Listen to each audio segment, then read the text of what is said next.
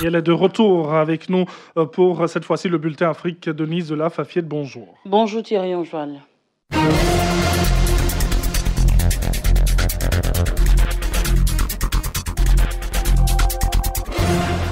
Bonjour à tous et merci de nous rejoindre. C'est une femme élue maire de Tunis hier mardi lors des récentes élections municipales. Elle se nomme Souad Abderrahim, tête de liste du parti islamiste Ennahda. Une première pour une femme dans ce pays musulman, nous dit Nadège Kofi.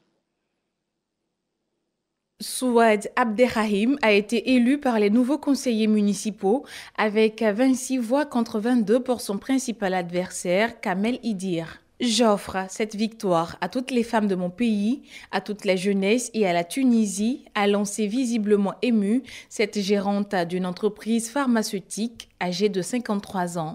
Le premier dossier, ça sera l'amélioration de l'esthétique de Tunis, a-t-elle déclaré selon l'AFP. Elle a été élue lors d'un deuxième tour boycotté par certains élus de gauche et du centre, se refusant de voter pour l'un ou l'autre des deux partis hégémoniques, Ennahda et Nidaa. Ennahda était arrivé en tête à Tunis, mais sans majorité, avec 21 sièges sur 60, lors des municipales du 6 mai dernier. Les premières depuis la Révolution, mais qui ont été marquées par une forte abstention, notamment chez les jeunes. Reconnaissable à son apparence soignée, Souad Abderrahim est une compagne de route d'Ennahda de longue date. Militante durant ses années universitaires, elle avait siégé au sein du bloc à Ennahda à l'Assemblée constituante de 2011 à 2014, où elle s'était taillée une réputation de moralisatrice. Elle avait ensuite quasiment disparu du paysage politique jusqu'au municipal du 6 mai. Ces élections marquent le début de la décentralisation,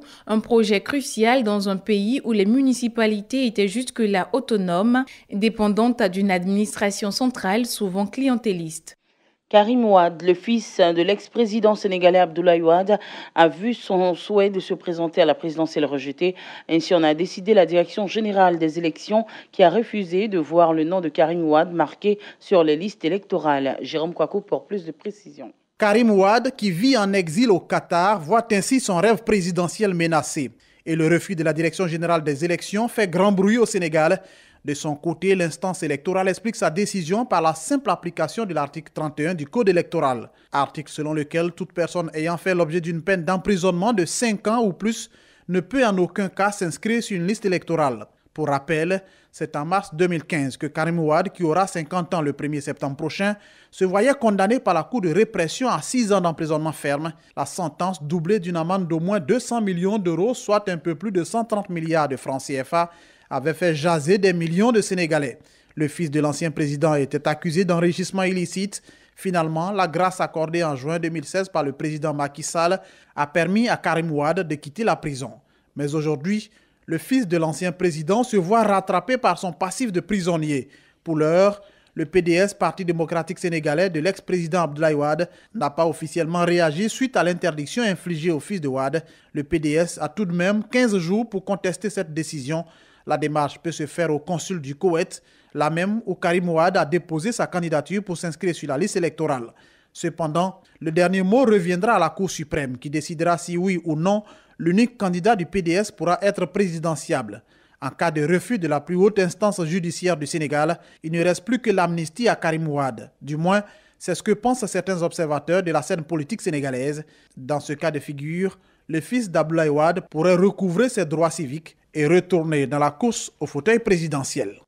Conclu initialement fin mars, un accord de pêche a été signé entre la Mauritanie et le Sénégal en marge du sommet de l'Union africaine à Nouakchott. L'ancien accord était caduc depuis plus de 2 ans. Régis Kofi. Le protocole d'accord sur la pêche signé entre le Sénégal et la Mauritanie contient plusieurs points, dont le principal est l'autorisation donnée aux pêcheurs sénégalais de se rendre dans les eaux mauritaniennes. Ils auront le droit d'y pêcher 50 000 tonnes de petits poissons pélagiques par an et d'utiliser 400 embarcations maximum. En échange, les Mauritaniens toucheront l'équivalent de 10 €, soit 6 500 francs CFA pour 1 tonne de petits animaux pélagiques pêchés, essentiellement pour couvrir les frais de procédure de contrôle des quantité pêchée, selon le ministre mauritanien de la Pêche, Nani Ould Stroga, qui estime qu'il s'agit d'un don plus que d'un accord commercial. Dans ce cadre, la loi prévoit que l'ensemble des captures réalisées dans nos eaux territoriales puissent être débarquées et connues à l'avance, poursuit-il. Je pense qu'il y va de l'intérêt des pêcheurs eux-mêmes, que la préservation de la ressource soit un objectif qui est bien partagé entre les deux gouvernements. Après de longues discussions et concessions, une solution a donc finalement été trouvée. Les ministres de la pêche des deux pays ont identifié un endroit du littoral mauritanien où le poisson pêché par les pirogues sénégalaises sera débarqué, contrôlé et pesé. Le canal de Suez dans l'est de l'Égypte a enregistré les recettes annuelles les plus importantes de son histoire. Près de 3 000 milliards de francs CFA en 2017-2018. Inauguré en 1869, le canal de Suez relie la mer Rouge et la mer Méditerranée. Kolo Koulibaly pour les détails.